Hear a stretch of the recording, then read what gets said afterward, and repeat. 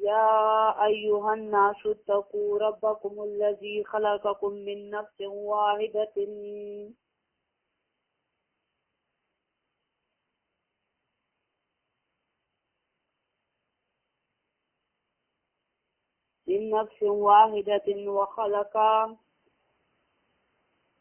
وخلق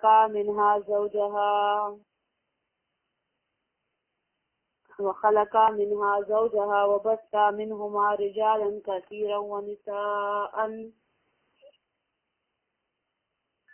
واتقوا الله الذي تساءلون به والأرحام ان اللہ کان علیکم رقیبا. ریکارڈنگ کر لے کوئی بندہ. اچھا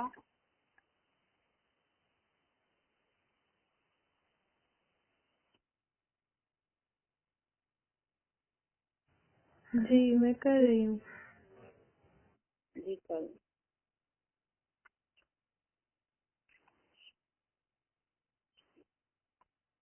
سورہ نساء مدنی صورت ہے.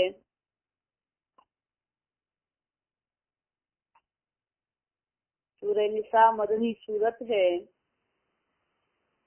نزول میں یہ صورت 92 نمبر پر ہے. 92 سورہ ممتحنہ کے بعد اس صورت کو نازل کیا گیا.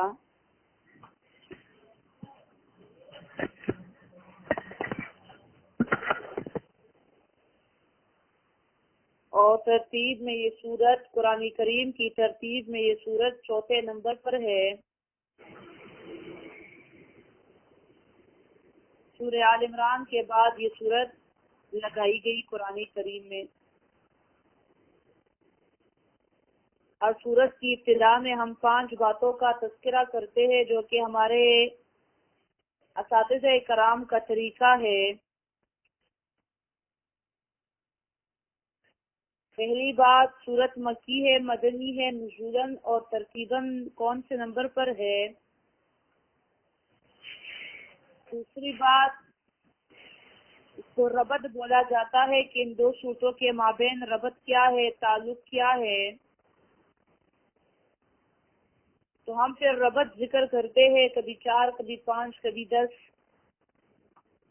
ایک صورت جو نزول میں کافی پہلے ہے یا پیچھے ہے، آگے پیچھے ہوتی ہے صورتیں، لیکن قرآن میں دونوں کو ایک دوسرے کے بعد لگایا گیا. اس کی وجوہات کیا ہے؟ ان دونوں نے ایسی کیا بات سیم ہے کہ ان دونوں کو ایک دوسرے کے بعد لائے گئے. امتیازات صورت کے کہ صورت میں وہ کون سی بات ہے جو اس کو ممتاز کرتی ہے باقی صورتوں پر.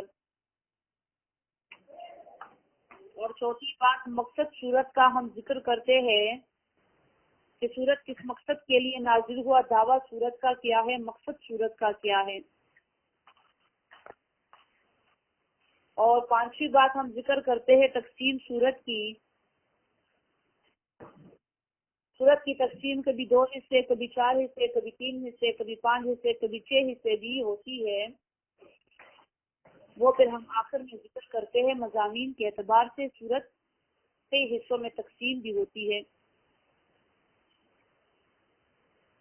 پہلی بات صورت مدنی ہے، نزول میں 92 نمبر پر ہے. سورۃ الممتحنہ کے بعد یہ صورت نازل کی گئی. ترتیب میں 4 نمبر پر ہے. سورہ آل عمران کے بعد یہ صورت لگائی گئی. ربط اس صورت کے پچھلی صورت کے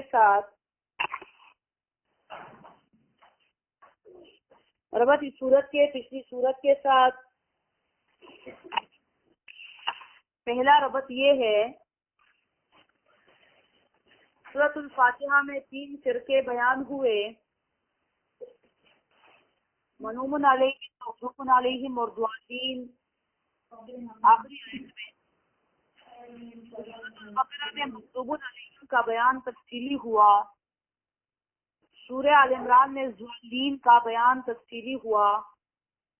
تو اب اس صورت میں منومن علیہم جن پر اللہ کی نعمت ہوئی ان کا بیان کیا جاتا ہے، تبھی صورت کو متصل لگایا گیا.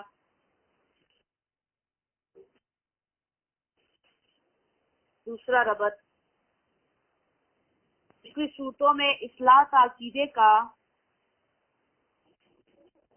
अकीदे के इस्लाह का बयान था। पिछली सूरतों में तो इस सूरत में माशरे की इस्लाह का बयान किया जाता है। तीसरा सबक, पिछली सूरत में तंजीम के 5 उसूल बयान हुए। तो यहाँ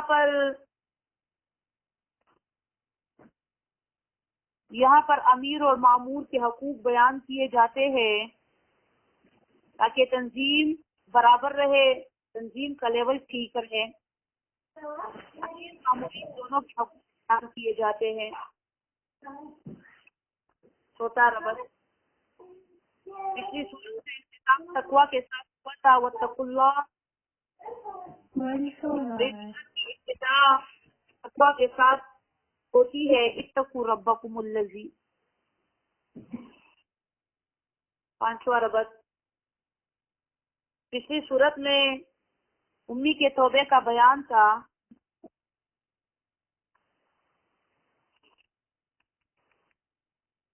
पिछली सूरत में उम्मी के तौबे का बयान था, उसके लिए 2 शराइत बयान हुई। यहाँ आयत नंबर 146 में नाफिक के तौबे के लिए 4 शुरूत बयान की जाती है। छठा रबत, पिछली सूरत में ईसा अलैहिस्सलाम की पैदाइश का बयान था कि बगैर बाप के पैदा हुए। यहाँ आयत नंबर 171 में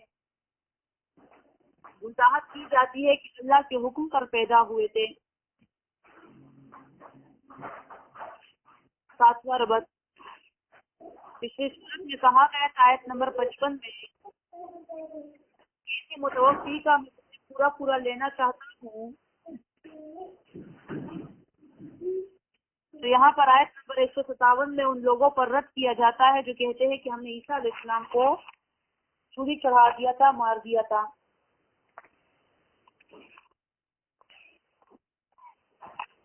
आठवां रबत, पिछली सूरत में आयत नंबर 193 में कहा गया वतवफ़्फ़ना माल अबरार। तो यहाँ अबरारों की मंजिल बयान की जाती है, नेक लोग की मंजिल बयान की जाती है कि वो किन लोगों के साथ होंगे।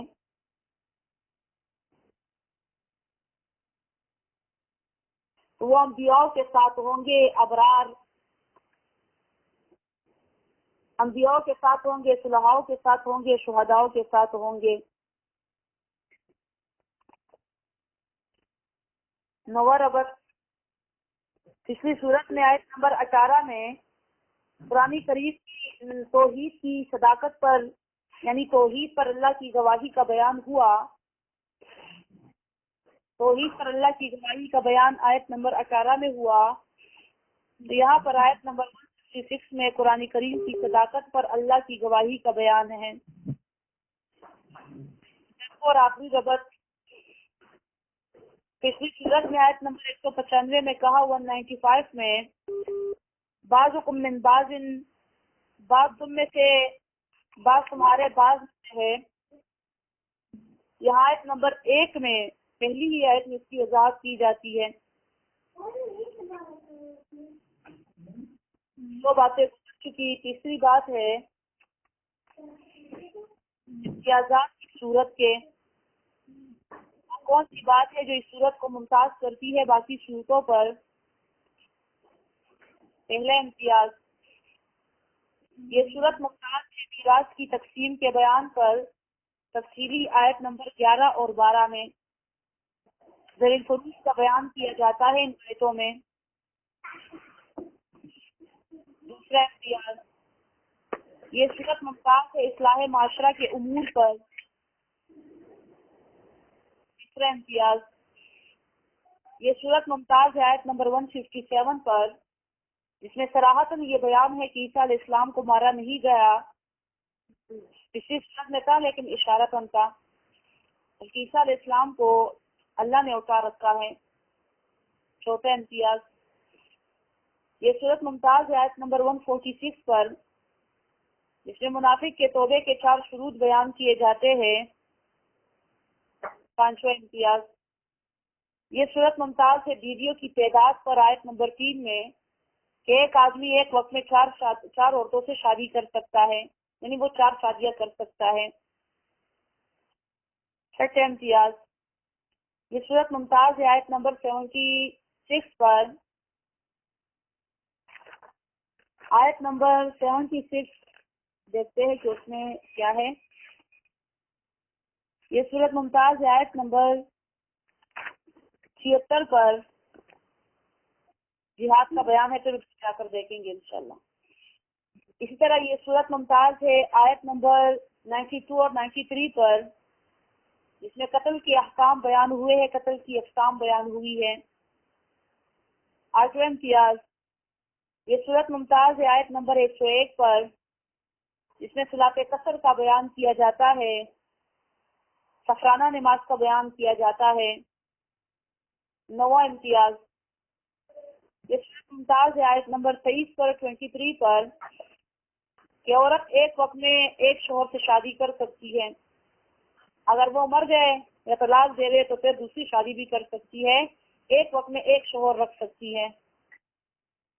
दसवां इम्तियाज, ये सूरत मुमताज है हुकूकुल इबाद के बयान पर, जिसमें राई राइयत यहाँ तक के जानवरों के तमाम जानदारों के हकूक बयान किए जाते हैं। इस सूरत में 3 बातें गुजर चुकी। चौथी बात है मकसद शूरा। सूरह निसा का मकसद क्या है? सूरह निसा का मकसद है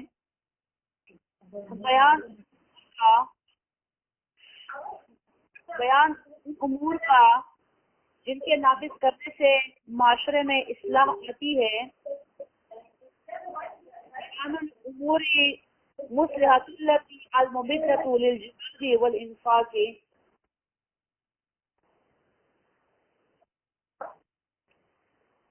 वो उमूर जिससे माशरा ठीक होता है और जिहाद और इंफाक के लिए रास्ते खुलते हैं। जब माशरा ठीक होगा तो मुजाहिद जिहाद अच्छे तरीके से कर सकेगा। जब मुसलमानों का अपना ही माशरा बिगड़ा हुआ होगा, एक दूसरे के हकूक आपस में अदा नहीं करेंगे, आपस में एक दूसरे पर जालिम होंगे, तो वो काफिरों से जिहाद कैसे कर सकते हैं? तो वो उमूर बयान किए जाते हैं, वो काम बयान किए जाते हैं इस सूरत में कि अगर वो नाफिज किए जाए तो माशरे में नाफिज किए जाए तो उसके साथ इस्लाह आ जाती है और जिहाद के लिए भी रास्ते खुल जाते हैं। 4 बातें। बात तकसीम सूरत। सूरत की तकसीम इला मज़ामीनिहा, सूरत की तकसीम मज़मूनों के एतबार से ये सूरत उन-निसा के हिस्सों में तकसीम है। इसमें पहला हिस्सा आयत 1 से लेकर आयत नंबर 57 तक है। दूसरा हिस्सा आयत नंबर 58 से लेकर आयत नंबर 1 तक है और तीसरा हिस्सा आयत नंबर 135 से लेकर सूरत के आखिर तक है। पहला हिस्सा जो आयत नंबर 57 तक है यानी 57 तक, इस पहले हिस्से में 16 अहकाम बयान किए जाते हैं बैनर राइयत। बैनर राइयत वो अहकाम होते हैं जो अवामों के माबेन होते हैं, यानी अवाम के माबेन होते हैं। अवाम इन अहकामात को अपने माबेन नाफिज करवाएंगे। रियाया इन अहकामात को अपने माबेन नाफिज करवाएंगे। कोई बाप है, कोई बेटा है, कोई नौकर है, मजदूर है, डॉक्टर है, इंजीनियर है, हम में से जो कोई भी है, तो इन तमाम हकूक को, इन तमाम अहकामात को जो बयान किए जाते हैं वो हम में से हर एक अदा करेगा। अगर किसी के साथ उस तरह का कोई मामला पेश आता है तो 16 अहकाम बयान किए जाते हैं पहले हिस्से में, और साथ में पहले हिस्से में 3 فرقوں کو زواجر بھی دیے جاتے ہیں، مومنوں کو، منافقوں کو اور اہل کتاب کو۔ مومنوں کو زواجر دیے جاتے ہیں 3 آیتوں میں۔ زجر یعنی کہ ایک قسم کا ڈانٹنا، آیت نمبر 3 میں، جسے ہم جھڑکنا بھی بولتے ہیں، اس کو زجر بولا جاتا ہے۔ آیت نمبر 3 میں، آیت نمبر 13 میں اور آیت نمبر 30 میں مومنوں کو زواجر دیے جاتے ہیں پیار بھرے انداز میں، اور منافقوں کو 6 آیتوں میں زواجر دیے جاتے ہیں۔ اہل کتاب کو 12 آیتوں میں زواجر دیے جاتے ہیں۔ مومنوں کے ڈبل منافقوں کو اور منافقوں کے ڈبل اہل کتاب کو زواجر دیے جاتے ہیں۔ دوسرا حصہ جو آیت نمبر 135 134 تک ہے، اس دوسرے حصے میں 8 احکام بیان کیے جاتے ہیں بین الرائی و رعیت، بادشاہ اور عوام دونوں کے مابین، رعایا اور حکومت دونوں کے مابین 8 احکام بیان کیے جاتے ہیں، کچھ بادشاہ کے لیے، کچھ عوام کے لیے، کچھ دونوں کے لیے۔ ان دونوں کے ایک دوسرے پر حقوق ہے، اور 9واں حکم بطور تنویر بیان کیا جاتا ہے آیت نمبر 126 میں۔ پھر تیسرا حصہ جو آیت نمبر 135 سے لے کر آخر تک ہے، اس تیسرے حصے میں بیان کیا جاتا ہے 3 فرقوں کا، مومن، منافق اور اہل کتاب۔ ان 3 فرقوں کو زواجر دیے جاتے ہیں۔ مومنوں کو زواجر 2 آیتوں میں دیے جاتے ہیں، منافقوں کو زواجر 17 آیتوں میں دیے جاتے ہیں، اور اہل کتاب کو زواجر 9 آیتوں میں دیے جاتے ہیں۔ اہل کتاب جو منافقوں کے استاد تھے، وہ آخر میں منافقوں سے ڈاؤن ہو گئے، منافق اونچے چلے گئے۔ ہمیشہ استاد سے آگے بڑھنے کی کوشش کرتا ہے، استاد سے آگے بڑھنے کی کوشش، استاد کی سیٹ حاصل کرنا چاہتا ہے۔ اسی وجہ سے اہل کتاب چونکہ ان کے استاد تھے، لیکن یہ اپنے استادوں سے بھی آگے بڑھ گئے، ان کو زواجر زیادہ مل گئے۔ شاعر کہتا ہے منافق کے بارے میں، وَكُنْتُمْ رَعًا جُنْدِ إِبْلِيسٍ فَارْتَقَمْ بِالْحَالِ وَحَتَّى صَارَ إِبْلِيسُ مِنْ جُنْدِكَ۔ منافق تم پہلے ابلیس کی لشکر کے ایک سپاہی تھے، اب تم اس حد کو پہنچ گئے کہ ابلیس تمہارے لشکر کا سپاہی بن گیا۔ منافق یہ تھے۔ تو سورت کا مقصد ہے بیان ان امور کا، کاموں کا جن کے نافذ کرنے سے معاشرے میں اصلاح آتی ہے، جہاد اور انصاف کے لیے راستے کھلتے ہیں۔ اور سورت 3 حصوں میں تقسیم بھی ہے۔ سورت کا نام ہے سورت النساء۔ نساء عورتوں کو بولا جاتا ہے۔ جیسے اس صورت میں کمزوروں کا بیان کیا جاتا ہے، مظلوموں کا بیان کیا جاتا ہے، اس صورت کو صورت الضعفاء نام دینا چاہیے تھا، کمزوروں کی صورت۔ لیکن اللہ تعالیٰ خوب جانتا ہے اپنے کاموں کو۔ اللہ نبی کریم نے وہ نام دیا اس صورت کو جو فرد کامل تھا، ایک ایسا فرد جو فرد کامل تھا، اور اطلاق ہمیشہ فرد کامل پر کی جاتی ہے۔ عورت باتیں کون کر رہا ہے موبائل کے اندر؟ کس کی آواز آ رہی ہے؟ جو باتیں کرتے ہیں وہ کل اسی وقت کاٹ دیا کرے، آپ کاٹ دیا کرے ان کو۔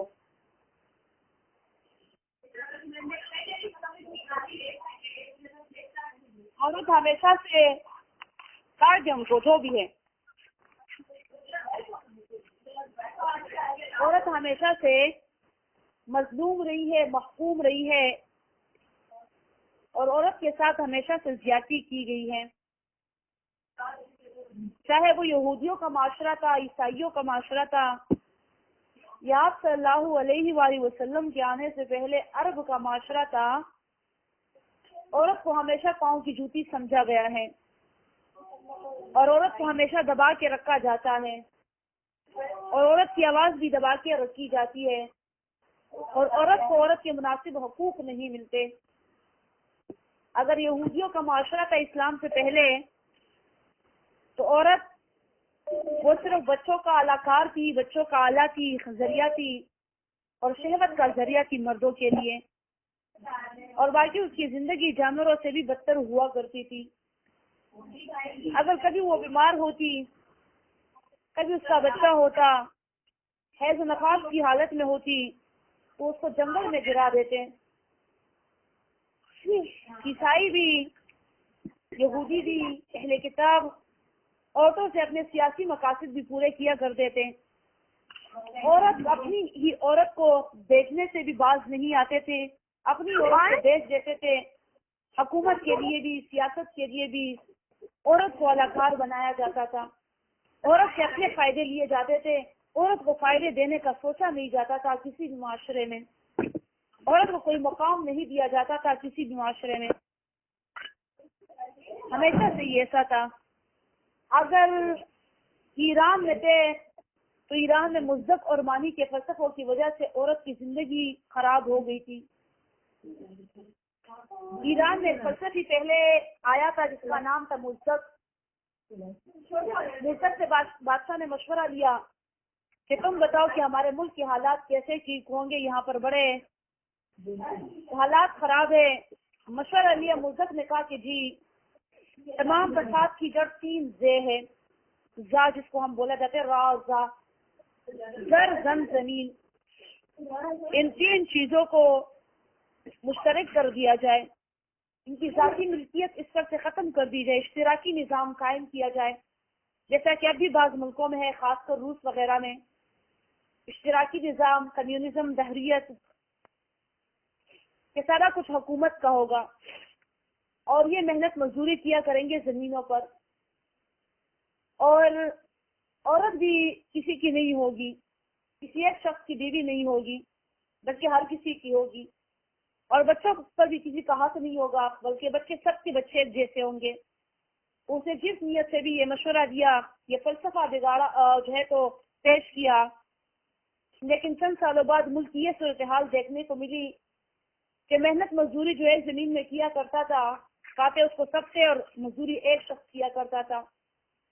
اوروں کی دیکھا دیکھی وہ کب تک مزدوری کرتا، ان سب سے پیٹ پالتا، اس نے بھی مزدوری چھوڑ دی، زمینوں میں کام کرنا چھوڑ دیا، زمینیں خشک ہو گئی، بنجر پڑ گئی۔ عورت جو کسی کی بھی بیوی نہیں تھی، ایک آ کر کتی کی طرح اس پر جو ہے تو حملہ کرتا، اپنی شہوت کو ختم کرتا، پھر دوسرا آتا، تیسرا آتا۔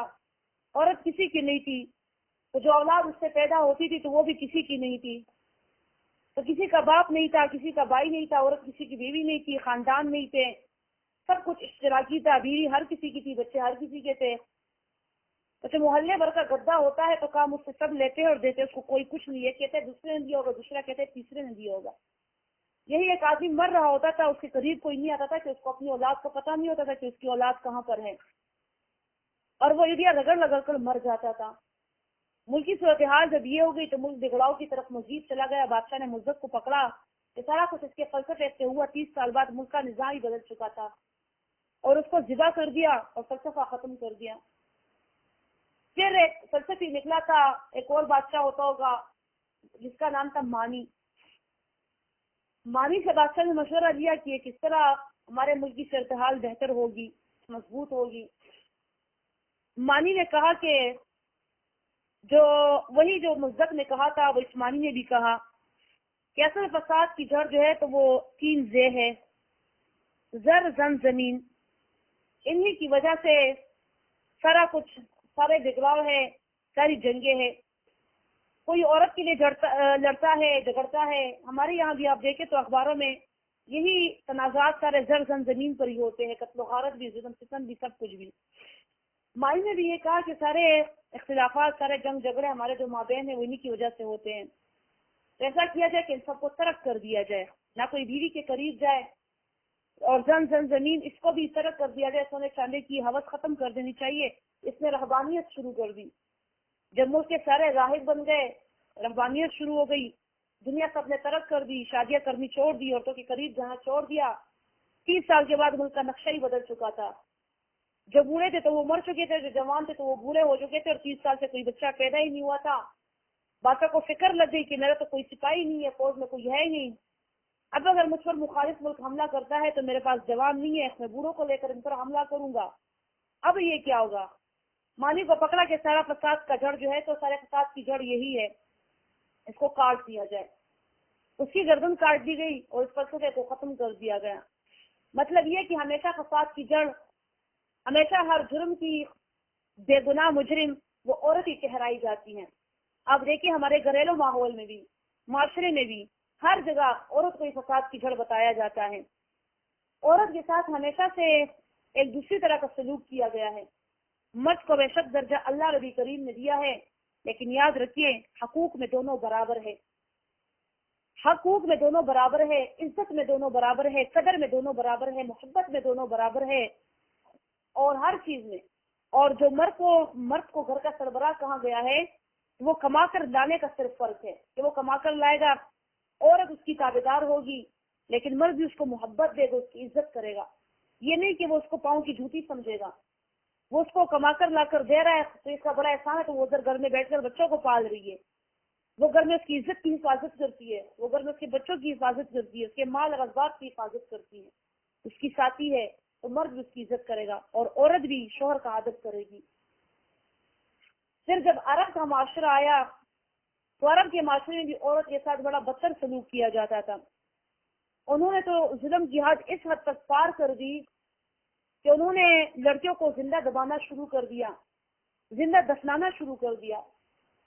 زندہ دفنانے سے پہلے بھی وہ اپنی عورت کے لیے پرائے مرد کو لے کر آتے تھے، کسی ہٹے کٹے مرد کو دیکھ کر اپنی عورت سے کہتے تھے اس سے تعلقات بناؤ، مجھے اس طرح کا بچہ چاہیے جس طرح کا مضبوط ہو، کیونکہ وہ جنگجو لوگ تھے، یہ تو غیر تھی، لیکن یہاں پر ان کی غیرت مر گئی تھی۔ اپنی عورتوں کے لیے غیر مرد کو لایا کرتے تھے، جوان بہادر مردوں کو دیکھ کر، یہاں پر ان کی غیرت دفنا دی گئی تھی۔ پھر کچھ عرصے بعد انہوں نے بیٹیوں کو دفنانے کا رواج عام کر دیا۔ بیٹیوں کو اس وجہ سے دفنایا جاتا تھا کہ دو قبیلے تھے جن کا آپس میں جھگڑا ہوا، عرب قبائل تھے، مضبوط جنگجو قبائل تھے، جو قبیلہ ہار گیا، جو قبیلہ جیتا تھا، وہ ان کی عورتوں کو بھی اپنے ساتھ لے گیا، ان کی بیٹیوں کو لے گیا اپنے ساتھ۔ پھر کافی عرصے بعد ان کے درمیان صلح ہو گئی۔ صلح میں انہوں نے یہ شرط پیش کر دی کہ آپ ہمیں اپنی عورتیں واپس کر دو گے۔ انہوں نے کہا ٹھیک ہے، لیکن زور زبردستی کسی پر نہیں کی جائے گی۔ اگر آپ کی بیٹیاں بہنیں آپ کے ساتھ واپس جانا چاہتی ہے تو ٹھیک ہے، نہیں تو ہم نے ان کا یہاں پر نکاح کر دیا ہے، سب شادی شدہ ہے، اب سب کے بچے، اگر کوئی اپنی مرضی سے جانا چاہتی ہے باپوں کے ساتھ، بھائیوں کے ساتھ تو جا سکتے، اگر کوئی نہیں جاتی تو ان پر آپ زبردستی نہیں کرو گے۔ بھائی اور باپوں نے کہا کہ بالکل ٹھیک بات ہے، ہم پوچھ لیتے ہیں۔ تو جو اپنی مرضی سے جانا چاہتی تھی وہ چلی گئی، جو نہیں جانا چاہتی تھی وہ رہ گئی۔ ان میں سے ایک تھی جو اس قبیلے کے سردار کی بیٹی تھی، اس کو باپ نے کہا کہ بیٹی چلو آپ کے قبیلے چلتے، وہ لیکن وہ یہاں پر خوش تھی، اس کی جس کے ساتھ شادی ہوئی تھی وہ اپنے شوہر کے ساتھ اور بچوں کے ساتھ خوش تھی۔ اس نے کہا کہ بابا میں آپ کے ساتھ نہیں جاتی، میں یہیں پر خوش ہوں۔ باپ نے اس کو اپنی غیرت کا تانا سمجھا اور اس کو بڑی شرمندگی و ذلت کا سامنا کرنا پڑا کہ اس کی بیٹی دشمنوں کے قبیلے رہ گئی۔ صلح بھی ہو چکی تھی لیکن ان کی جاہلیت کی غیرت تو بڑی تھی نا۔ باپ نے قسم کھائی، سردار نے قسم کھائی کہ اب اس کے بعد قسم ہے کہ جو میری بیٹی اللہ نے مجھے اگر دی، میری ہوئی تو میں اس کو زندہ دفناؤں گا۔ بیٹیوں کو پیدائش کے ساتھ ہی زندہ دفنا دے، صحیح آپ کے لیے شرم اور ذلت کا باعث بنتی ہے پھر بڑی ہو کر، اور پرائے گھروں میں جا کر اس کے لیے بچے پیدا کرتی ہے، اور یہ باپ کے لیے شرم کی نشانی ہے کہ اس کی بیٹی پرائے گھر جائے اور پرائے مرد کے لیے بچے پیدا کرے، اور اس کے گھر میں جو بیٹی ہے تو وہ کوئی پرائی بیٹی نہیں تھی۔ یہ تو تفریق کیا ہوتا ہے نا، ایک فرق ہوتا ہے۔ جب اس سردار کی بیٹی ہوئی تو اس نے ہوتے ہی زندہ دفنا دی۔ سردار کی دیکھا دیکھی، عوام نے کہا جو رعایت ہے ہمارا سردار ایسے کرتے ہیں ہم بھی ایسے کریں گے۔ عوام نے اپنی بیٹیوں کو زندہ دفنانا شروع کر دیا۔ جس کی بیٹی ہوتی تھی اسی وقت دائی سے کہا جاتا تھا اس کو لے جاؤ، دائی سے دی جاتی تھی، باپ خود دفناتا تھا، کبھی دائی دفنا لیتی تھی، کبھی کوئی اور دفنا لیتا تھا۔ زندہ دفنائی جاتی تھی، مارا جس کو نہیں جاتا تھا، جس کے بارے میں اللہ ربی کریم فرماتے ہیں وَإِذَا النُّفُوسُ زُوِّجَتْ، جس کے بارے میں اللہ ربی کریم فرماتے ہیں وَإِذَا الْمَوْءُودَةُ سُئِلَتْ بِأَيِّ ذَنبٍ قُتِلَتْ، سورہ تکویر میں وَإِذَا الْمَوْءُودَةُ سُئِلَتْ، اور جب زندہ دفنائی جانے والی سے پوچھا جائے گا قیامت کے دن، بِأَيِّ ذَنبٍ قُتِلَتْ، تم کس جرم کے باعث دنیا میں ماری گئی تھی۔ ان لڑکیوں کا مقدمہ اللہ لڑے گا، کیونکہ ان لڑکیوں کا مقدمہ کسی نے دنیا میں درج نہیں کیا تھا۔ کوئی فالتو انسان بھی دنیا میں گھر کا فالتو ترین بندہ ہو، واقعی ظالم ہو، قاتل، اس کو بھی اگر کوئی مارتا ہے نا، اس کا مقدمہ سب لڑتے ہیں، رپورٹ درج کراتے ہیں۔ اس کا کس نے رپورٹ درج نہیں کرایا تھا، کس نے مقدمہ نہیں درج کرایا تھا، کیونکہ اس کے دفنانے والے، مارنے والے اپنے ماں باپ تھے۔ میں کس کے ہاتھ پہ اپنا لہو تلاش کروں، کس کے ہاتھ پہ اپنا لہو تلاش کرتی؟ تمام شہر میں پہنے ہوئے ہے دستانے، لیکن وہ تو اس کے اپنے ماں باپ ہے، کس کے ہاتھ پہ لہو تلاش کرتی؟ اللہ تعالیٰ اس کا مقدمہ لڑے گا کہ بتاؤ بندی تم کس جرم پر ماری گئی تھی، زندہ دفنائی گئی تھی، تو وہ زندہ دفنا دیتے تھے۔ ایک صحابی ہے، رسول اللہ صلی اللہ علیہ وآلہ وسلم نے ان سے پوچھا کہ تم لوگ کس طرح اپنی بیٹیوں کو دفناتے تھے؟ مطلب حیرت والی چیزیں ہیں نا، عقل جس کو نہیں مانتی، اس طرح کے واقعات ہیں۔ نبی کریم صلی اللہ علیہ وسلم نے پوچھا کہ یہ کس طرح دفنایا جاتا تھا؟ صحابی نے کہا کہ یا رسول اللہ، میں کسی اور کا کیا واقعہ سنا، میں آپ کو اپنا واقعہ سناتا ہوں۔ میں شام جا رہا تھا تجارت کے لیے، میری بیوی سب امید سے تھی۔ میں نے اپنی بیوی سے کہا کہ اگر بیٹی ہوئی تو اس کو زندہ دفنا دینا، اگر بیٹا ہوا تو اس کو چھوڑ دینا۔ اس نے کہا ٹھیک ہے یا رسول اللہ۔ میں 6 سال بعد واپس آیا، اور وہ کی لڑکیاں جو ہوتی ہیں، لڑکیاں بھی وہ بہت جلدی جوان ہو جاتی ہے اور بڑی ہو جاتی ہے۔ 9 سال کی عمر میں ان کی لڑکیاں جو ہے تو بالغ ہوتی ہے، اور لڑکے بھی 10-11 سال کی عمر میں بالغ ہو جاتے ہیں، لمبے ہوتے ہیں۔ ماحول بھی گرم ہے، اب ہوا بھی گرم ہے، اور خوراک بھی ان کا گرم ہے، کھانے پینے بھی گرم ہے۔ تو میں جب آئی تو میرے صحن میں آنگن میں ایک لڑکی گھوم رہی تھی۔ میں نے اپنی بیوی سے پوچھا کہ یہ کون ہے؟ بیوی نے بہانے شانے کیے، میں نے تلوار نکالی کہ تمہاری گردن میں کاٹ دوں گا، مجھے سچ بتاؤ کہ یہ کون ہے؟ اس نے کہا کہ دیکھیں اس کو کچھ مت کہنا، یہ ہماری بیٹی ہے، اور یہ بڑی خوبصورت تھی۔ میں نے دائی کو پیسے دیے کہ اس کو مت مارنا، کیونکہ ماں کا کب دل کرتا ہے، چاہے جو بھی ہو، ماں کو تو اپنی اولاد پسند ہوتی ہے۔ میں نے دائی سے کہا کہ کچھ مت کہنا کسی سے، پیسے دے دیے، اس کو میں نے نہیں دفنایا۔ شوہر نے کہا تم میرے لیے بے غیرتی کا سامان کھڑا کرنا چاہتی ہو؟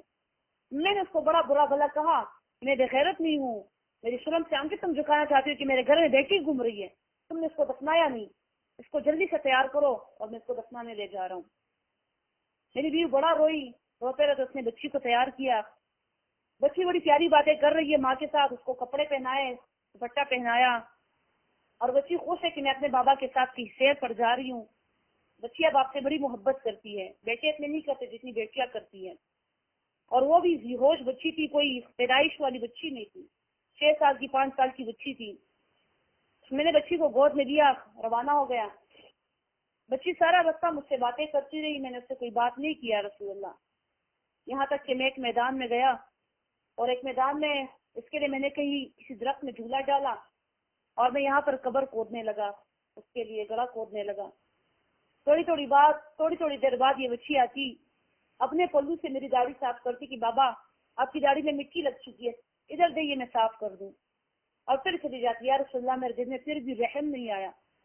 بیٹی مجھ سے پوچھتی رہی کہ آپ کیا کر رہے بابا، میں نے جواب نہیں دیا، یہاں تک کہ میں نے اس کو پکڑا اور اس گڑھے میں ڈال دیا۔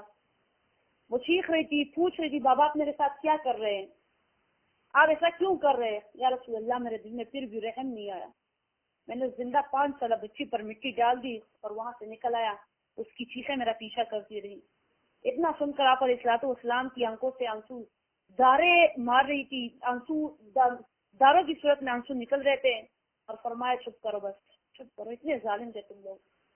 تو یہ وہ وقت تھا جب وہ اپنی بیٹیوں کو زندہ دفناتے تھے۔ ایسے وقت میں ایک فرشتہ صرف انسان اللہ نے پیدا کیا، ایک انسان تھا جس کا نام تھا ساسا ابن ناجیہ۔ ایک دن اس نے کسی آدمی کو دیکھا جو اپنی نومولود بچی کو لے کر جا رہا تھا دفنانے۔ اس نے اس کو سمجھایا کہ دیکھو اس کو نہ دفناؤ، اللہ نے تمہیں اولاد دی ہے، زندہ انسان ہے۔ اس نے نصیحت کی، بات نصیحت جس کو کی جاتی ہے نا، وہ اس عمل پر خوش ہے تو وہ آپ پر بگڑ جاتے ہیں۔ اس نے کہا اگر تم اتنے اچھے ہو تو تم لے لو اسے، میں نے اس کا کیا کرنا ہے، میں نے اس کو دفنانے جانا ہے۔ اس نے کہا سچ کہتے ہیں، مجھ پر بیچ دو گے اس کو؟ کہتے ہاں میں بیچ دوں گا۔ کہتے کیا چاہیے تمہیں؟ کہتے 2 اونٹ مجھے چاہیے۔ 2 اونٹوں کے عوض اس نے وہ پرائی بچی خرید لی، پرایا آدمی نے پرائی بچی خرید اور 2 اونٹ اس کو دے دیا، جو اپنے لیے اونٹ پسند کرو جو تمہیں پسند ہو اور اسے لے جاؤ۔ پھر صاحب ناجیہ یہ مشہور ہو گئے، ایسے مشہور ہو گئے کہ کوئی بھی اپنی بیٹی کو لے کر جاتا تو دوسروں سے کہتا کہ صبر پہلے صاحب ناجیہ سے پوچھا اگر وہ تمہاری بیٹی کو خریدنا چاہے تو۔ اسی طرح ہر کوئی صرف اپنی بیٹی کو دفن کرنے کے بجائے صاحب ناجیہ کے ہاتھوں 2 اونٹوں کے وقت فروخت کر دیتے تھے۔ اور جب نبی کریم صلی اللہ علیہ وآلہ وسلم آئے، جاہلیت کا دور ختم ہوا، تو صاحب ناجیہ کے گھر 140 لڑکیاں تھیں جو اس نے ماں باپ سے خریدی تھی 2 اونٹ کے عوض، اور وہ ان لڑکیوں کی اچھی طرح سے کفالت بھی کیا کرتا تھا اور اپنی بیٹیوں کی طرح ان کے لیے جہیز وغیرہ بھی بنایا کرتا تھا، ان کی شادیاں بھی کیا کرتا تھا۔ یہ صاحب ناجیہ یہ مشہور شاعر فرزدق جو عربی مشہور شاعر ہیں، یہ ان کے دادا تھے۔ تبھی فرزدق اپنی شاعری میں اپنے دادا پر کافی فخر بھی کرتے دکھائی دیتے ہیں۔ یہ ان کا پھر وہ کرتے تھے اور ان کے لیے وہ بھی کرتے تھے جہیز وغیرہ، یہ پھر مسلمان بھی ہو گئے تھے صاحب ناجیہ۔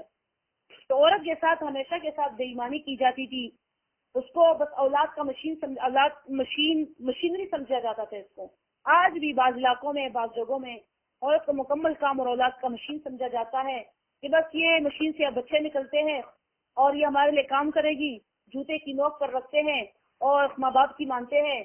ماں اگر کہہ رہے تمہاری بیوی نے ایسا کیا تو آ کر بیوی پر ظلم توڑنا شروع کر دیتے ہیں، اگر وہ جائز اور ناجائز ہو۔ لیکن تمہیں کس نے حق دیا کہ تم بیوی پر ہاتھ اٹھاؤ؟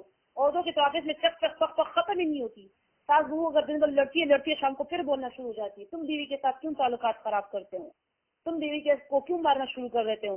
ہاں اگر وہ واقعی کوئی اس طرح کام کرے جسے تمہاری ماں کی انتہائی ذلت اور بےزتی ہوئی ہو تو پھر اس کو تم سمجھاؤ، خیر کس طرح نہ کیا کرو۔ ماں سے بھی کہو کہ آپ بھی حوصلہ رکھے اور بیوی سے بھی کہے کہ تم بھی حوصلہ رکھو، لیکن یہ نہیں کہ ماں کے سر پر ماں جھوٹی موٹی باتیں بتا دیتی ہے اور خواہ کر بیوی پر ظلم توڑنا شروع کر دیتا ہے۔ یہ مرد نہیں ہوتے، میں ان مردوں کو مرد نہیں سمجھتی، یہ ہماروں سے بھی بدتر ہوتے ہیں۔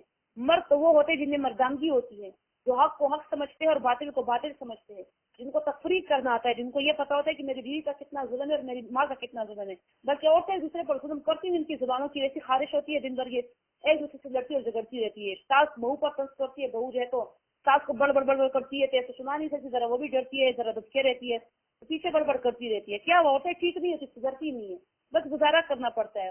مرد عورتوں کو بھی نہیں بتانا چاہیے اپنے مردوں کو، نہ بیوی کو شوہر کو بتانا چاہیے کس سے کہانیاں، اور سارا اور نہ ساس کو جو ہے تو اپنے بیٹے کو بتانا چاہیے بیوی کے اس پر۔ پہلے یہ ماں اس کے لیے بیٹے کے لیے کہتے چاند سی بہو میں نے ڈھونڈ کر لانی ہے، 3 سال 4 سال 5 سال 6 سال 7 سال تو جوتی ان کی گر جاتی ہے بہو ڈھونڈنے میں، اور پھر جب ان کے بیٹے کا گھر وہ آباد کر دیتی ہے، بیٹی کو بلاخر بیوی سے محبت ہو جاتی ہے اور ان دونوں آپس میں خوش باش رہنے لگ جاتے ہیں، تو اس کو فکر لگ جاتی ہے ہائے میرا بیٹا مجھ سے چھین دیا۔ تو بیٹا تم سے چھین، ہم دونوں کے اپنی قریبی تعلقات ہے، تمہارا حق بھی اگر وہ ادا کر رہا ہے تم خوش ہو جائے کہ تمہارا بیٹا اس بات پر خوش ہے کہ اپنی بیوی کے ساتھ خوش ہے۔ اگر تمہارا بیٹا اپنی بیوی کے ساتھ خوش نہ ہوتا تو پھر بھی تمہارے دل کا مرض ہی ساری زندگی رہتا، ہائے میں کیوں اپنے بیٹے کے لیے ایسی بہو لے آئی کیا وہ اس کو پسند ہی نہیں ہے۔ بس بیٹا اور بیٹی یہ بہو بھی واپس میں خوش ہے تو تم بھی خوش ہو جاؤ۔ تو یہاں پر جب تک فقوہ ختم نہیں ہوتے اور مرد بھی بات پر عورت پر ہاتھ اٹھانا شروع کر دیتا ہے۔ یہ مردانیت کی کمی ہوتی ہے ان مردوں میں جو عورت پر ہاتھ اٹھاتے ہیں، مردانگی کی کمی ہوتی ہے مردوں میں جو عورت کو بات پر ڈراتے ہیں کہ طلاق دے دوں گا، اپنا حق اختیار کر لوں گا، اپنا حق استعمال کر لوں گا۔ ان کو سدھارنا نہیں آتا، محبت سے پیار سے عورت کو سمجھانا نہیں آتا، تو یہ طلاق اور مار کا جو ہے تو جھنڈا اٹھاتے ہیں۔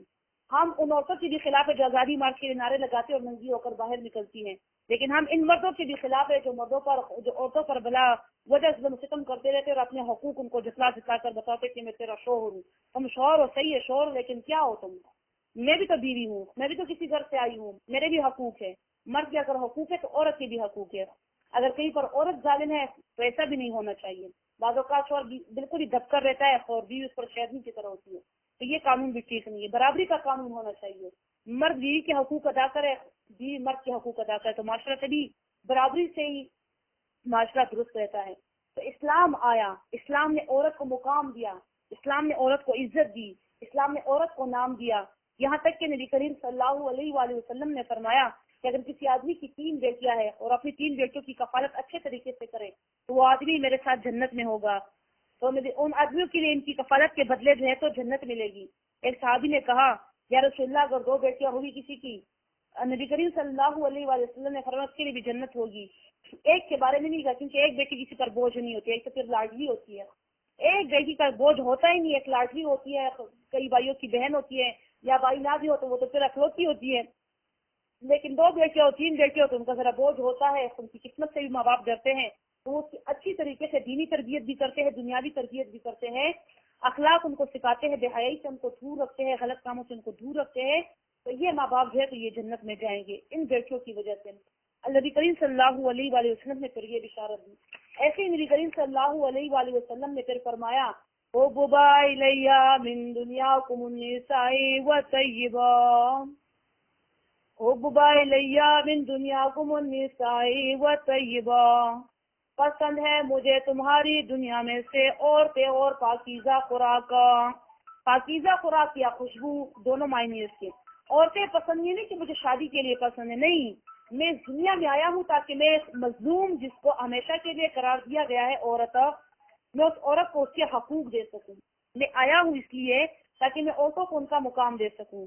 اور جب آپ علیہ الصلوۃ والسلام آئے تو عورت فاطمہ بن گئی، عائشہ بن گئی، زینبہ بن گئی، رقیہ بن گئی، ام کلثوم بن گئی، ام سلمہ بن گئی، عورتوں کو ان کا مقام ملا، عورتوں کو ان کا جو ہے تو ان کی عزت ملی۔ نبی کریم صلی اللہ علیہ وآلہ وسلم سردار الانبیاء امام الانبیاء کی طرز زندگی کو بھی پھر دیکھیے، جو بڑا شور جتلاتے ہیں اور ہم گھر کے امیر ہیں، تو نبی کریم صلی اللہ علیہ وسلم تو پوری دنیا کے امیر تھے، نبی کریم صلی اللہ علیہ وسلم تو آسمانوں اور زمینوں کے امیر ہیں، اللہ کے محبوب ہے، لیکن پھر ان کی بھی اپنے بیویوں کے ساتھ تعلقات کو دیکھیے، اپنی بیویوں پر ذرا بھر بوجھ نہیں ڈالتے تھے، بیویاں ان کی اتنی عزت کرتی تھی، قدردانی کیا کرتی تھی، وہ بیویوں پر مہربان تھے صلی اللہ علیہ وآلہ وسلم، بیویاں ان سے دل سے محبت کیا کرتی تھی، سبقت لے جانے کی کوشش کیا کرتی تھی کہ ہم زیادہ محبوب ہو جائے آپ علیہ الصلوۃ والسلام کے، یہاں تک کہ اپنی ذات کا بوجھ اپنی بیوی پر بھی نہیں ڈالتے تو بیویاں تو ہاتھ تو چھوڑ وہ آنکھوں سے اور جو ہے تو اپنے مطلب وہ انتہائی جو جگہ ہوتی ہے نا اس سے نبی کریم صلی اللہ علیہ وسلم کی خدمت کرتے، پلکوں سے نبی کریم صلی اللہ علیہ وآلہ وسلم کی خدمتیں کرتے، سر کے بالوں سے خدمتیں کرتی بیویاں، اتنی محبت ان کو نبی کریم صلی اللہ علیہ وسلم سے، ہاتھ تو ہاتھ ہیں۔ نبی علیہ الصلوۃ والسلام سلائی بھی اپنی خود کیا کرتے تھے، کوئی کپڑا پھٹ جاتا تھا، پیون لگانی ہوتی تھی، بٹن لگانا ہوتا تھا یا کوئی بھی چیز اس طرح پانی خود اٹھ کر پیتے تھے۔ آج اگر ہم کسی مرد اس طرح کی بات ہے کہ نبی کریم صلی اللہ علیہ وسلم کا طریقہ تو کہتے جاؤ تو لوگ اپنے لیے صرف نبی کریم صلی اللہ علیہ وسلم یاد آ جاتے ہیں۔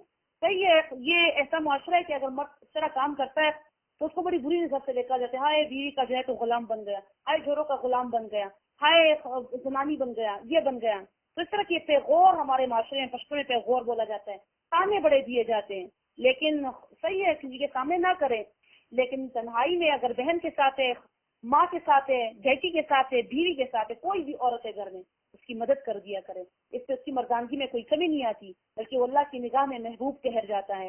اور اسی طرح عورتیں بھی مرد سے خود نہ کہا کرے، حکم نہ دیا کرے کہ یہ کام کرو ذرا، مرد اگر اپنی مرضی سے کرتے ٹھیک ہے، لیکن مرد جب قرآن کے آگے نہیں بیٹھتے، وہ سیکھتے نہیں ہے تو وہ کیسے کریں گے؟ لیکن عورتوں کو بھی یہ زیب نہیں رہے کہ شوہروں کو حکم دے ذرا پانی تو پلا کرے تو بیٹا، نہیں، یہ تو ان کی مردانگی کے خلاف ہو جاتا ہے کہ آپ مرد کو حکم دیتی ہے، چاہے وہ آپ سے چھوٹا ہے یا بڑا ہے، آپ کا بھائی ہے، آپ کا شوہر ہے، آپ کا باپ ہے، یہ پھر بری بات ہے کیونکہ وہ امیر ہے، امیر پر حکم نہیں چلایا جا سکتا۔